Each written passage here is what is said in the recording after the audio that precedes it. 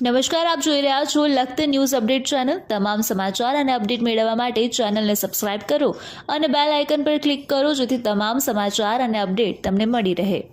સરજી high school પરિવારના ગુરુજી એવા હિંમતલાલ રાવલના ઘર પાસે કાદવ કીચડ અને ગંદકીના ન્યૂઝ આવતા તંત્ર સફાળું જાગ્યું। તાત્કાલિક ધોરણે હિંમતલાલ રાવલ સાહેબના ઘર પાસે તંત્ર પહોંચ્યું અને જે ગટર ઘણા સમયથી બ્લોક હતી તેને ખોલવાનો પ્રયત્ન કરી અને દૂર કરવાનો પ્રયત્ન હાથ ધરવામાં આવ્યો। લખતર ગામની અંદર ઘણા બધા એવા વિસ્તારો છે કે તેની અંદર જ્યારથી ગટર બની ત્યારથી એકવાર પણ ગટર સાફ કરવામાં આવતી નથી।